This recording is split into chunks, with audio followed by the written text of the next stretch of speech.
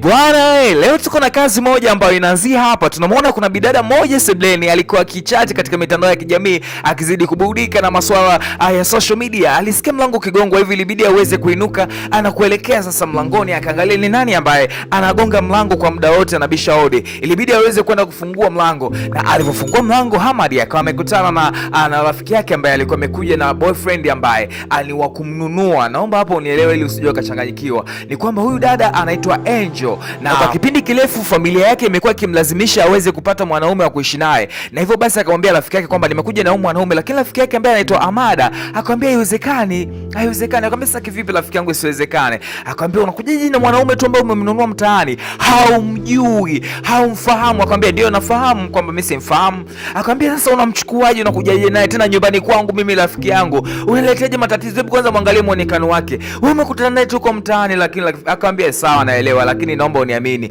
ni mtu ambaye nimemwona anafaa. Akamwambia hebu tuelekee kwanza ndani. Basi bwana wakawa wameelekea chumbani, na Amada akabakia hapa anashangaa hili jambo limekaaje, mbona sielewi limekaaje hili jambo jamani. Basi bwana mlembo huyu ambaye ni Angel akawa amemkaribisha mshikaji katika chumba hiki, akamwambia utatumia chumba hiki. Huyu bwana anaitwa Ima na ndilo jina lake ambalo amelitumia katika filamu hii nzuri. Na baadaye hapa tunamwona Angel alirudi kuongea na rafiki yake. Rafiki yake akamwambia hebu tazama, sawa kwamba wazazi wako wanataka uweze kuwa na boyfriend, uwe na mume. Akasema ndio, lakini sasa nitafanyaje? Akamwambia lakini si ulikuwa na boyfriend wako yule mwingine? Akamwambia ndio, lakini kikweli mimi simtaki. Kwanza ni mtu ambaye hanijali, yeye tu anachoangalia kwamba ni masuala ya kifedha.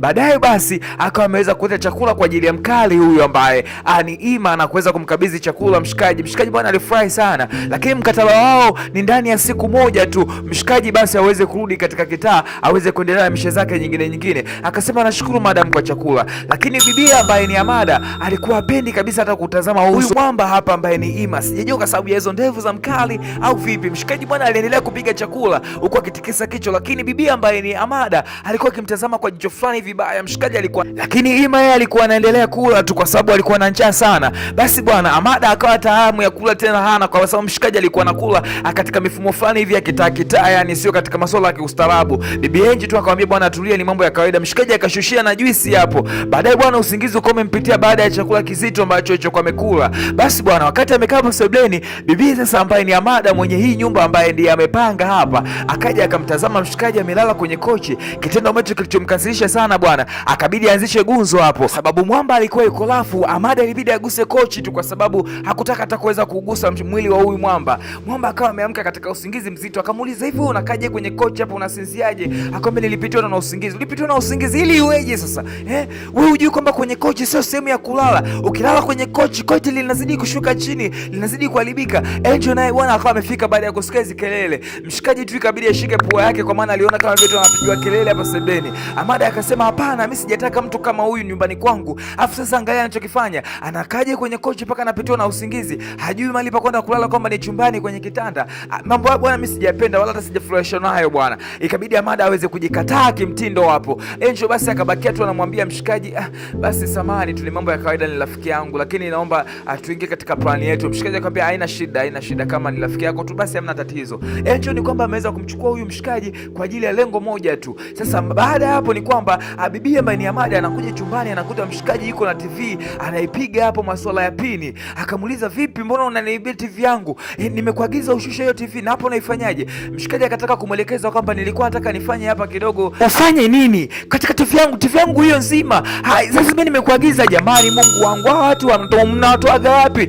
Angel bwana akawa ameingia kwanza, kuna nini? Angalia anachokifanya hapo, kashanalibia TV yangu. Akamuuliza lakini Ima, hivi umefanya kitu gani? Akamwambia hapana, hii TV ni mbovu, kwa hiyo nikaona niitengeneze na nimeona tu nirekebishe kwa sababu inaonekana pia ni muda mrefu haijatumika, kwa hiyo nilikuwa ninatamani tuweze kuiweka vizuri. Akamwambia sawa basi, lakini nini sasa? Mimi kwani nimeomba afanye hiyo kazi? Yaani mimi sijapenda kabisa. Angalia vitu anavyofanya ndani ya nyumba yangu. Ikabidi tu aondoke na kuendelea kumtupia maneno fulani hivi ya kejeli mshikaji.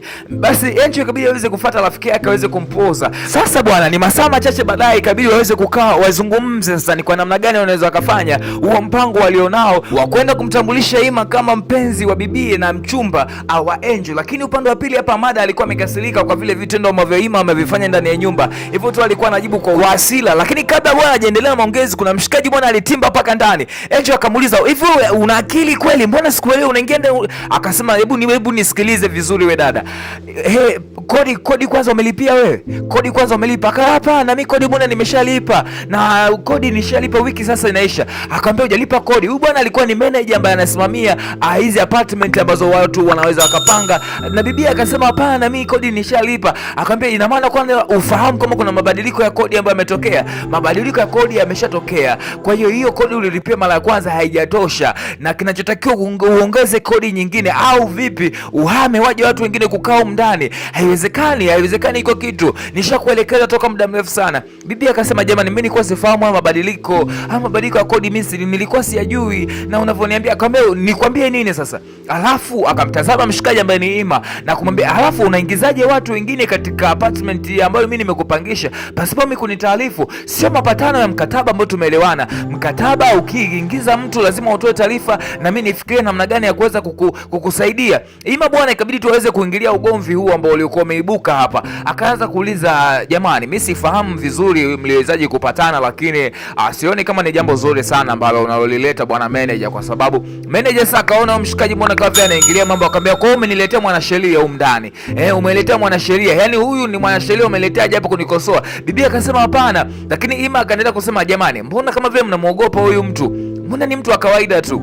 Alafu kitu kingine, hauwezi ukatoa mahesabu kama hayo ndani ya muda mfupi sana. Isitoshe, kama anavyosema huyu mteja wako ni kwamba hajapata taarifa hizo kwa muda husika, na sheria ya upangishaji haisemi hivyo kwamba unaweza tu kaja mtu kampandishia kodi ghafla. Mshikaji akasema hapana. Akamwambia sio hapana, naomba unisikilize vizuri. Sheria za upangishaji hazisemi hivyo kabisa, na unachokileta hapa ni kama vile ukandamizaji, na sijapenda kabisa kitu ambacho unachokifanya kwa wateja wako. Bwana bibi ambaye ni Amada na Angel alibakia tu anashangaa jinsi manager alivyokuwa ananyoshwa. Manager bwana akawa mpole, akanywea, anakuambia uso umemshuka. Amada akabakia tu anashangaa, pamoja na Angel pia akabakia anajiuliza, huyu mtu wa mtaani inakuwaje anafahamu mambo ya sheria kama haya? Na mshikaji akasema tena nataka uombe msamaha. Unawezaje ukawapangia tu mambo vile unavyotaka? Akamwambia basi jamani samahani. Basi nitaweka tu vizuri mambo ambayo hayajakaa vizuri. Ni kwamba mshikaji bwana ni manager na alikuwa anataka kupiga cha juu, na bahati mbaya leo bwana ameingia ndani ya nyumba, amekutana na mkali ambaye ni Ima, na Ima bwana ameweza kumnyosha vizuri. Ni kwamba Angel pamoja na Amada hawajaweza kumfahamu vizuri Ima ni nani. Ima akaendelea kuambia hapana, naomba tu tuelewane vizuri. Manager tumeshakuelekeza kwamba ni kwa namna gani unaweza ukaarrange mambo yako vizuri. Manager akasema basi hamna shida, basi mimi ngoja niwaache aniondoke. Manager bwana akawa ameondoka kama hivyo, lakini bibi Amada ikabidi kwanza aweze kutoka nje akamuulize vizuri manager, kwa sababu mambo yanaendelea hayaelewi. Sasa upande wa pili hapa tunamwona Angel. Angel ni kwamba amesimama tu anashangaa kitu kinachoendelea. Baadaye bwana akawa amerudi bibi ambaye ni Amada, na wakabakia tu anashangaa, akawa anamshukuru mshikaji kwa kile ambacho amekifanya cha kuweza kuwatetea. Akamwambia ni kitu tu cha kawaida jamani, mambo tu ya kawaida, hata msinishukuru sana. Zaidi ya yote tu mambo ya kawaida, sisi ni binadamu tunasaidiana. Mshikaji bwana ikabidi aweze kutoka hapa sebuleni na kuelekea chumbani. Kumbuka amekubaliana na bibi ambaye ni Angel. Ile lao ni la siku moja na siku hii inaendelea sasa jioni. Basi bwana wakati wako sebuleni wanaendelea kutazamana, simu ya Angel kama imeita. Angel ikabidi aweze kukota simu na kuweza kutazama ni nani. Akagundua kwamba ni mama ndiye ambaye anaipiga simu, na mchongo mzima sasa ni inatakiwa ukakamilike. Akamwambia sasa mbona hatuna muda wa kuendelea kusubiriana hapa, tunafanyaje ili tuweze kukamilisha hili jambo? Akamwambia rafiki yake kwamba usiwaze tu, tutalikamilisha hili jambo hivi karibuni. Akamwambia mimi hata sielewi, nimechoka kwa kweli na maisha haya. Yaani wazazi bwana wanamkimbiza mchaka, wanataka bibie aweze kuonesha ni nani ambaye basi ni boyfriend wake ambaye ndiye mchumba ambaye anatakiwa kuja kuishi naye. Hivyo bwana mchumba ambaye sasa ni Amada naye pia akawa anamwambia hatuna muda kweli wa kutosha, lakini sasa tuingie katika plani yetu. Akamwambia sawa, sasa tunaanzia wapi? Mimi sielewi hata tunaanzia wapi kiukweli, nimeshavurugwa na huyu baba mwenye nyumba. Sasa mshikaji bwana ni baadaye akawa amekuja hapa sebuleni na kavaa viatu vyake, akabidi aweze kumwambia madam kwamba madam Angel tayari tumeshakubaliana na muda umeweza kufika, na hii ni asubuhi, mimi natakiwa niweze kuondoka. Tulikubaliana siku moja tu nije kukaa na wewe na nisikilize kila kitu ambacho utachoniambia. Sasa mshikaji bwana akataji kuondoka, lakini Angel akaja kuzuia njia na kumwambia huwezi kuondoka, kwani hapa upati kila kitu. Mshikaji akamwambia ndio nafahamu, hapa nakula na nalala sehemu nzuri, lakini tafadhali mkataba wetu ni siku moja.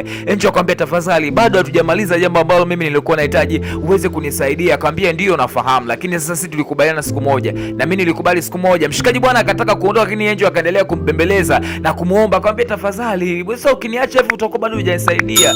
Akamwambia sasa sikiliza, tulikubaliana siku moja tu wala sio zaidi, kwa hiyo sina msaada mwingine. Angel akazidi kumbembeleza, lakini wakati Angel anaendelea kumbembeleza mshikaji ambaye ni Ima, akaja yule rafiki yake ambaye ni Amada, na baada ya kuwa amefika alikuta mzazi ukiwa anaendelea, akamwambia Ima kwamba samahani, TV yangu imeharibika tena, naomba ukanisaidie kuirekebisha, na akamwambia hivyo tu ili kuweza kukatisha maongezi ambao waliokuwa wanaongea. Na mshikaji akamwambia basi hamna shida, tunaweza tukaelekea tu kwenda kukurekebishia TV yako. Basi mshikaji bwana ikabidi aweze kuelekea chumbani, na baada ya hapo sasa akabakia hapa sasa anapanga plan, sasa tutafanyaje, na unajua muda tayari umeshaisha na huyu mshikaji wako ataka kuondoka. Akamwambia mimi hata sielewi kwa kweli, yani sijui mimi nafanyaje, yani sijui tunaanzia wapi. Rafiki yake bwana inabidi sasa aweze sasa kufanya mbinu ili waweze kupata namna gani ya kuweza kufanya ile jambo liwe jepesi. Akamwambia basi hamna shida, hebu ngoja niangalie tunaanzia wapi. Basi bwana akawa ameelekea huko chumbani, akakuta mshikaji tayari kashamaliza kuirekebisha na anaifuta ili irudi katika ubora. Sasa akaja bibi ambaye ni Angel, na alikuja akiwa ameweza kubeba nguo katika mikono yake, ilikuwa ni suti bwana, na mshikaji akabidi aweze kusimama ili aweze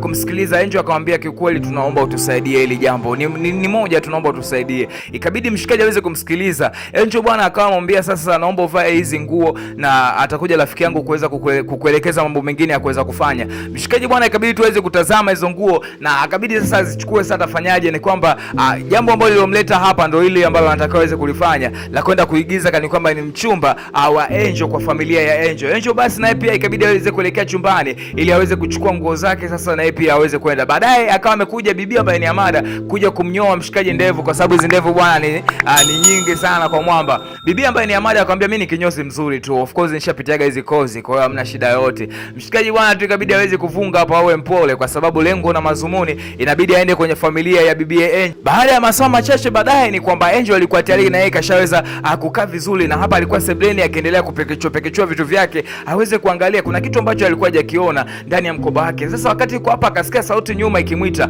bwana wewe, alikutana na bonge la Handsome, na akabakia anajiuliza hivi huyu ndio Ima ambaye mimi ninayemjua au sio yeye? Mshikaji bwana alikuwa tayari kashapiga suti kali na ndevu pia zilikuwa zimepunguzwa. Mshikaji bwana unaweza kusema sio yeye kabisa. Bibi alibakia mdomo wazi, yani ni anashangaa tu hii sura ambayo anaiona hapa mbele. Lakini bibi Amada bwana akawa amekuja hapa akiwapigia makofi na kuambia jamani, mmependeza sana, yani uongo mnaenda kuutunga huko utakuwa ni mzuri. Lakini macho ya Angel ilikuwa ni kumtazama tu mwamba. Mwamba akamwambia sio, umependeza sana leo, unaonekana katika muonekano mzuri. Angel akamwambia asante sana, lakini pia na wewe umependeza. Mshikaji akamwambia asante pia.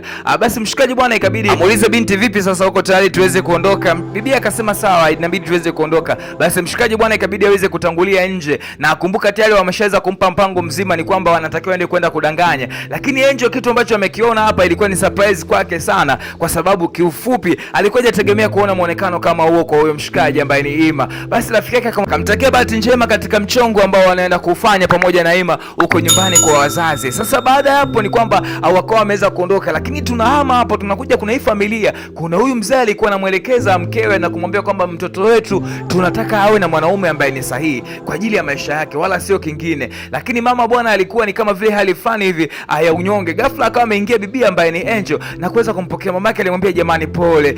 Sewe za siku mama. Akamwambia mwanangu mimi niko salama. Akamsalimia pia mzee. Mzee bwana alikuwa amenuna mnuno. Mzee swala kwanza akamuuliza, kwanza unakujaje bila taarifa, hujapiga hata simu? Akamwambia baba. Akamwambia sio baba, unanita ili weje? Ni kwamba bwana huyu ni baba mzazi kabisa wa Angel, lakini hapendagi masiara hata kidogo, na zaidi ya yote ni anaamini siku yote anaweza akafa, kwa anatamani kuacha mazingira mazuri kwa ajili ya binti yake. Lakini Angel leo akawa surprise, akamwambia baba, nimekuja kwa dharura kwa sababu nina mchumba wangu ambaye nimekuja naye na yuko hapo anakuja kwa ajili yangu. Mzee bwana akabidi kwanza avue miwani. Mamake naye akamuuliza nini, unasemaje? Akamwambia yeye ndio hivyo. Mama bwana akawa anashangaa sana, na mzee bwana akawa amesimama ili kuweza kumsikiliza vizuri binti yake anachokiongea, na wote wakawa katika attention ya kuweza kusikiliza. Mzee akasema hebu ndio unachokisema, umesema kwamba umekuja na mchumba hapa leo, hebu ni nani kwanza huyo, mlete tuweze kumuona na tunataka tujue kwamba ni mtu wa maana au sio mtu wa maana. Akamwambia lakini baba tulia kwanza, tulia, yuko tu karibu, anaweza akafika muda wote. Akamwambia hebu kwanza sikiliza,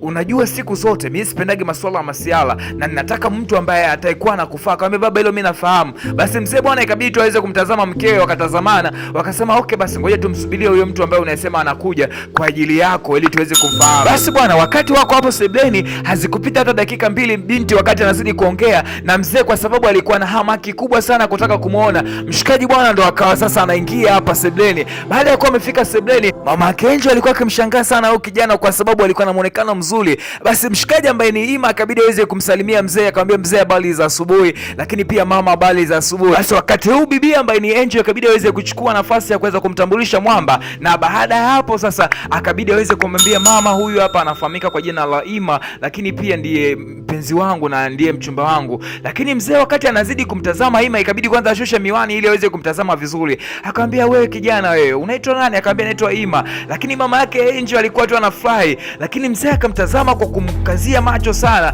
na alikuwa na wasiwasi. Ikabidi kwanza aweze kutikisa kwanza vizuri miwani yake na kuweza kumwangalia vizuri huyu kijana. Akasema hivi kuna sehemu yoyote ambayo tumeshawahi? Ni kwamba mzee alimtazama sana bwana mkubwa Ima na akamuuliza, hivi unaitwa nani? Ima akamjibu, lakini mama mbona alikuwa tabasamu sana. Mzee ikabidi amkazie uso sana huyu kijana, na ikabidi pia aweze kusogea akashika na hiyo miwani yake vizuri, yani ikabidi tu aitoe na kumuuliza, hivi kijana, inawezekana kuna mahali nilishakukuona? Angel akabakia na shangaa na yeye kwa sababu mchongo ni kwamba aliona unafeli. Mzee akamuuliza, kuna sehemu nilishakukuona? Mama Angel naye pia akabakia na shangaa. Ima akasema, hapana, mimi sifahamu wala sikufahamu mzee wangu. Ima bwana akaendelea kujitetea. Hapa ndipo bwana tulipoweza kuishia. Mama Angel bwana akabakia na shangaa kinachoendelea hapa, lakini mzee alikuwa amekunja uso sio masiala. Lakini mama Angel akaona tungoja niondoe hii hali inayoendelea hapo kwa sababu mzee alikuwa amenuna. Akasema, jamani, sasa chakula kinapoa, twendeni kwanza tukapate chai. Si unajua ni asubuhi, twendeni kwanza tukapate chai mezani hapo. Basi Ima ndo akawa amepona hivyo,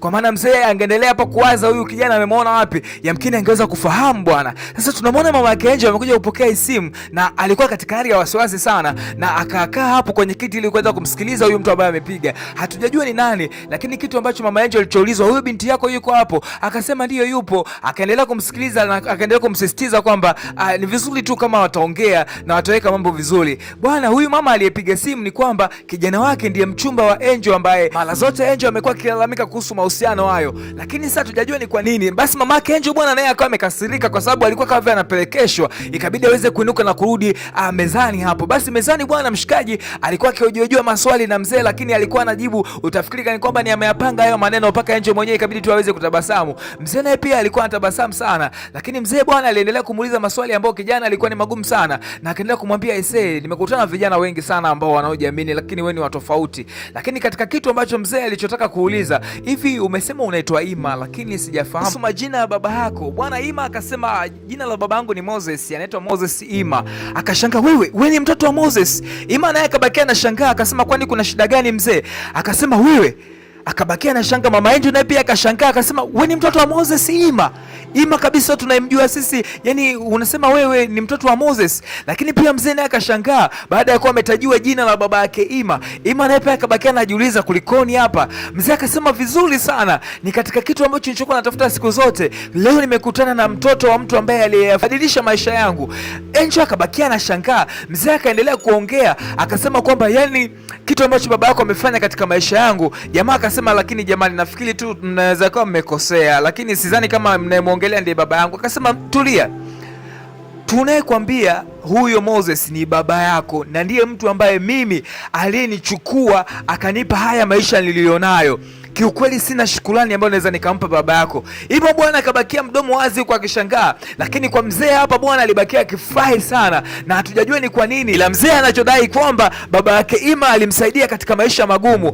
Ima akabidi aulize, jamani, babangu mimi nimesema anaitwa Moses Ima? Akasema, ndio huyo, nilikuwa mfanyakazi wake. Kwa hapa ndo anaturudisha kwenye kumbukumbu, akionyesha kwamba kipindi alivyokuwa bado anafanya kazi, huyu mzee bwana ndiye baba yake Ima na alikuwa ni bosi wake na walikuwa kwa upendo sana. Mzee bwana alikuwa anamuelewa sana, na baadaye alikuja akamwambia kwamba wewe tayari ni mtu mzima na una familia, una mtoto unasomesha, ninatamani basi. Akasema, mzee, kwani kuna shida yote ambayo mimi nimefanya? Naomba tu unisaidie kama kutokuwa na namna yote ile mzee wangu. Basi mzee Moses kwa kipindi hicho cha uhai wake ni kwamba alimwambia, hamna shida, nimeandaa namna ya kuweza kukusaidia, kitu ambacho zilikuwa ni taarifa nzuri sana kwa baba yake Angel. Na mzee Moses kwa kipindi hicho aliweza kumwahidi ya kwamba anaweza kumkutanisha na wafanyabiashara wakubwa Basi mzee huyu ambaye ni Mr. Tibu ambaye ni baba yake sasa, baba yake Angel alikuwa na furaha sana, na baadaye basi baba yake Angel akawa amekutanishwa na wafanyabiashara ambao mzee ambaye aliyekuwa ni baba yake Ima aliweza kuwakutanisha na wafanyabiashara wengi, na hapo ndipo sasa safari yake ya maisha ya mafanikio ilipoanzia. Anasema kwamba baba yako alinisaidia, baba yako ni mtu mwema sana katika maisha yangu, aliyabadilisha maisha yangu na kunipa kila kitu ambacho unachoniona nacho leo. Lakini pia mama yake Angel naye pia alikuwa anaendelea kumshukuru sana, akamwambia lakini jamaa kama vile alikuwa anakataki mtoto fulani. Kumbuka pia amekuja kwenye nyumba kwa mission maalum ambayo ameagizwa na Angel, lakini baada ya kufika kwenye nyumba anakutana na visanga kama hivi. Mzee anaendelea kutoa story kwamba baada ya kuwa ameachana kwa muda mrefu alikujaga kumtafuta mzee ambaye ni Moses, lakini katika hiyo nyumba alivyokuja alimkuta mlinzi mwingine, na alivyoendelea kuuliza mlinzi huyu aliendelea akumsikiliza tu, lakini hakuweza kumpa majibu yote ambayo alikuwa anataka. Zaidi ya yote alichomwambia kwamba huyo mtu unayemuulizia hapa kwa sasa hivi haishi, kwa hiyo inatakiwa uondoke. Lakini mzee bwana alivyoondoka hakukata tamaa. Baada ya siku kadhaa tena akawa amerudi akauliza, lakini mlinzi alimwambia mzee, nishakuelekeza. Mzee akamwambia ndio naelewa, lakini naomba nionane na huyu mwenye nyumba unayedai sasa hivi ndiye yuko hapa.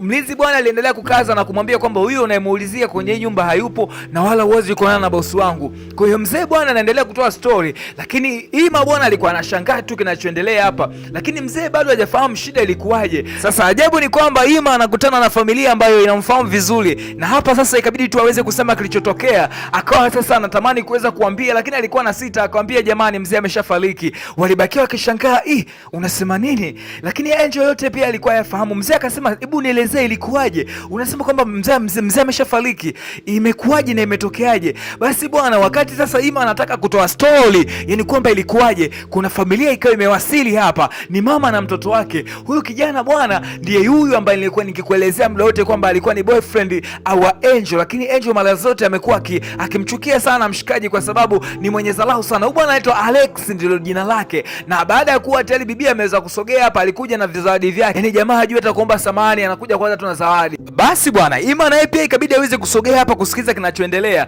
lakini mshikaji alipojaribu kumgusa Angel bwana alimkataa mbele ya watu kabisa. Mshikaji akaanza kulalamika na kuanza kupiga makelele hapa na kusema, ina maana paka leo tu hujanisamee, ina maana paka leo tu bado umeweka kinyongo ndani ya roho yako. Lakini Angel bwana haikuwa hata kujibu. Mshikaji akamwambia, lakini hebu naomba basi unielewe, unajua mimi nakupenda sana na yale yalitokeaga tu ilikuwa bahati mbaya. Lakini mshikaji ambaye sasa ni Ima akasema, hii haipendezi, unawezaje kuongea hivi na msichana mbele ya wazazi wake? Mshikaji akasema, siongee na wewe, kwanza kaa pembeni, hili jambo alikuhusu ujue, alafu isitoshe wewe kwanza ni nani, alafu unakuja, hebu toka kwanza hapa, wewe nani aisee? Lakini pia mama yake Alex naye pia akaendelea kuchangia, akasema, hivi kwanza hivi huyu kijana ni nani huko ndani, alafu tunakuta mgeni ambaye tumuelewi, kuna shida gani jamani? Kuna lilo kwa linaendelea hapa? Mama yake Angel sasa akawa anaulizwa hayo maswali bwana, na huyu ndiye mwanamke ambaye aliyepiga simu ule muda tukamwona mama yake Angel yuko na wasiwasi sana. Ni kwamba hii familia ya mama yake Alex iko karibu sana familia ya mama yake Angel. Mama yake Angel akamwambia, jamani, huyu tu ni mgeni, isitoshe hata sasa hivi anaweza akaondoka, wala hakuna shida yote, tunaweza tukakaa tukaongea.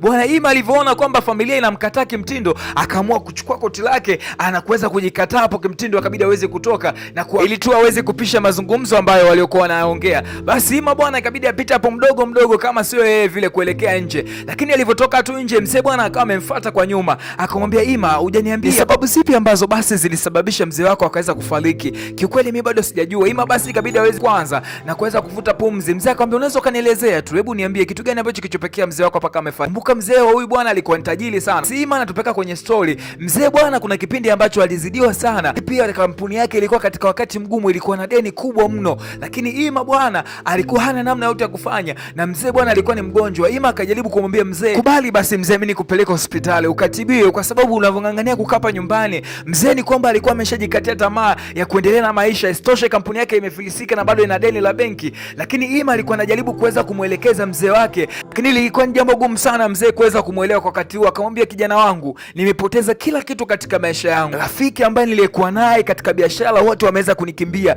Kama unavyoweza kufahamu bwana, masuala ya biashara, ukishanguka kibiashara, marafiki zako wote lazima watajikataa na wewe. Sasa mzee baada ya kuwa amefariki, baada ya siku kadhaa kupita, akaja mwamba mmoja hapa na masuala ya benki, akawa amebeba bahasha na kuweza kumkabidhi mshikaji. Hakuwa hata na maneno mengi, akamwelekeza tu, hii bahasha ina maelekezo kuhusu hii nyumba, naomba uipokee. Basi mshikaji ikabidi aweze kupokea, lakini pia alipewa maelekezo kwamba tunakupa tu wiki mbili uweze kuhama ndani ya hii nyumba, na zaidi hapo hatuna msaada wowote kukuhusu wewe tena. Ni kwamba mzee bwana amefariki, lakini kwa bahati mbaya kampuni ilikuwa imefilisika, lakini pia zaidi hapo ni kwamba mzee alikuwa na madeni mengi ambayo yaliyopelekea pamoja kwamba amefariki, lakini bado madeni hayo yalibidi yalipwe. Kwa hiyo nyumba bwana ikawa imechukuliwa. Ima bwana akabakia katika hali ngumu ambayo alikuwa elewi, na leo bwana hapa alikuwa amechukua nguo zake ambazo ni za bei kali sana. Kumbuka maisha aliyokuwa anaishi Ima before yalikuwa ni maisha mazuri sana, lakini kwa sababu tu mzee amefariki katika wakati ambao Ima mwenyewe hakujua afanyaje, na leo bwana akawa amemuita mshikaji hapa, akamwambia bwana, mzigo huu hapa ambao nilikuwa nimekuelekeza. Basi mshikaji huyu hapa alikuwa amekuja, ikabidi sasa aweze kufungua kwanza, angalie mali ni yenyewe.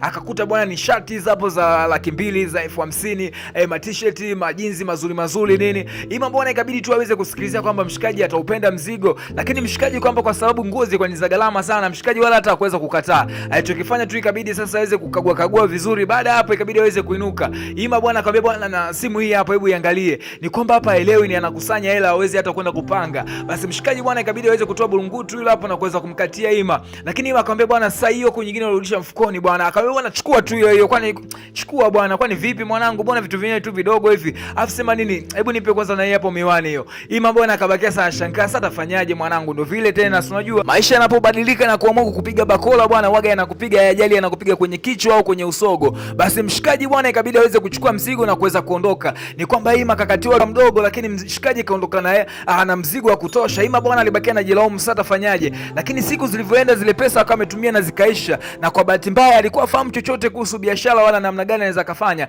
Basi akajikuta bwana maisha magumu ndio hayo sasa, akaanza kuyapitia mtaani hapo, wala mjini hana mama wala shangazi. Ni kwamba alikuwa ni mzee wake tu peke yake. Na ndio hii siku sasa alipokuwa yuko hapo akifanya hizo kazi, alikuja bibi Angel ambaye alikuwa anatafuta mwanaume wa kwenda kupigana dili la kumpeleka kama mume nyumbani. Ndio mshikaji akawa amemchukua hapo. Kwa hiyo mshikaji ndio hapo ameweza kutoa story jinsi ilivyoweza kutokea. Basi bwana, hii ndio story ambayo iliyotokea na iliyopelekea kwamba mzee wake Ima alifariki na kumwacha Ima katika mazingira magumu sana, kwa sababu alikuwa haelewi ni kwa namna gani anaweza kaendesha maisha yake. Istoshe baba alikuwa amefilisika kila kitu. Hii story bwana, baba yake Angel ilimuuma sana, kwa sababu huyo mzee ndiye ambaye aliyemsaidia yeye kuwa na maisha kama haya alionayo leo bwana. Basi alichokifanya mzee, akaendelea tu kumsikiliza Ima bwana, akaendelea kumwambia sikuwa na chaguo la kufanya, ilibidi niende nikaishi maisha ambayo hayakuwa na thamani yoyote ile, imradi tu niweze kula, nipate sehemu ya kulala, kwa sababu pia mzee wakati anaendelesha zile biashara, mimi nilikuwa nasoma na sikuweza kumaliza masomo, lakini pia sikuweza kufahamu ni kwa namna gani naweza kufanya.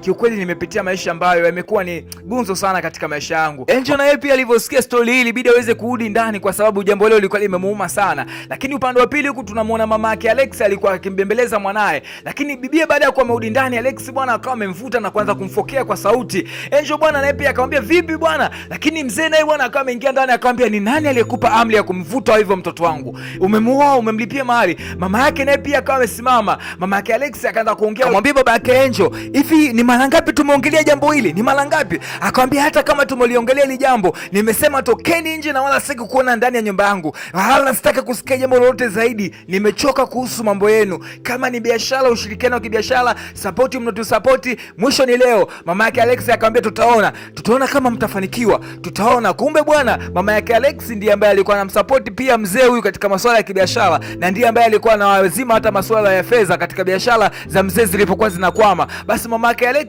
ikabidi basi ameweza kumchukua mwanae na kuweza kuondoka. Ni kwamba tu alikuwa anafanya yote haya kwa kiburi, kwa sababu mzee huyu bwana ambaye ni babake Angel alikuwa akimtegemea sana mama yake Alex, na wakawa wamekubaliana kwamba Alex atafunga ndoa na bibi Angel. Lakini Alex bwana alikuwa analeta masuala ya dharau sana katika hii familia, hasa kumdharau Angel kwa sababu tu ni mtoto ambaye anayesapotiwa na mama yake katika biashara. Basi bwana, baada ya kuwa ameondoka mzee, ilibidi aweze kuongea na Ima. Akamwambia, ninahitaji niweze kukuingiza wewe katika biashara zangu, na ninahitaji uweze kufanya vizuri, na ninaamini utafanya vizuri. Ima bwana alimsikiliza kwa umakini sana, na mzee akamwambia, zaidi ya yote ninaamini tutafanya vizuri. Basi mzee ilibidi aweze kumkumbatia, kwa sababu huyu ni damu yake, yani ni mtoto wa rafiki yake. Na bibi ambaye pia ni Angel ikabidi amwambie mama yake kwamba samahani, kwa kweli nimeweza kukufanya ugombane na rafiki yako ambaye mlikuwa pamoja kwa kipindi kirefu. Basi bwana, ikabidi sasa baadaye baada ya masaa machache kuweza kupita, mshikaji ikabidi sasa aweze kuondoka hapo na kumwaga bibi ambaye ni Angel. Walipiga story sana. Lakini nikuibia siri moja, ni kwamba Angel tayari ameshampenda mwamba ambaye ni Ima. Kama unakumbuka sehemu ya kwanza, uliweza kuona pale alivyomcheki mshikaji katika mazingira fulani hivi. Kama hujaweza kukiona hicho kipande cha kwanza, mimi tu nikwambia usipoteze muda. Sehemu ya kwanza ya dakika 15 utaenda kufly sana. Basi Angel ikabidi aweze kumwaga mshikaji na kumwambia kwa kweli samahani kwa ambayo aliweza kutokea, lakini zaidi ya yote tu alikuwa anafly kwa vituko ambavyo vimeweza kutokea kwa kutwa nzima leo.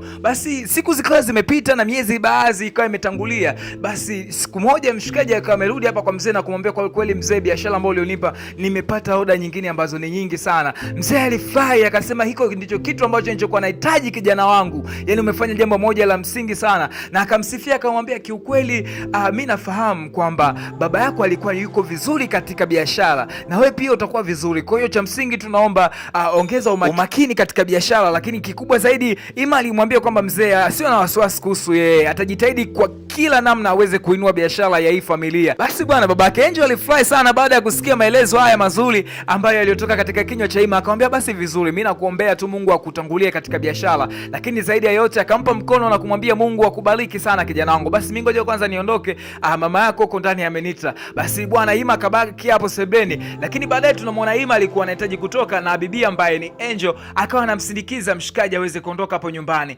lakini walikuwa wanapiga story fulani hivi ambazo zilikuwa zinawasogeza katika furaha na mahaba zaidi. Lakini kitu ambacho mimi ningependa tu kukuibia siri, mpenzi msikilizaji wangu, ni kwamba story hii iliishia katika mahaba mazito sana, na ndipo hapa ambapo ilipoweza kuishia ni kwamba bwana hao waliingia katika swala la ndoa, na isitoshe kwamba walikuwa wanapendana, lakini mazingira ambayo waliokutana yalikuwa ni tofauti kuliko vile unavyoweza kuzania. Basi mimi nikukaribisha katika kazi zote ambazo tulizonazo hapa. Mimi nikwambie karibu sana, angalia video ambazo zilishakwisha kutangulia, lakini pia usisahau kusubscribe pamoja na kucomment na kushare video hii kwa marafiki zako ambao unawapenda. Karibu tena, endelea kwa pamoja nasi katika kazi nzuri ambazo tunazokuletea kila siku.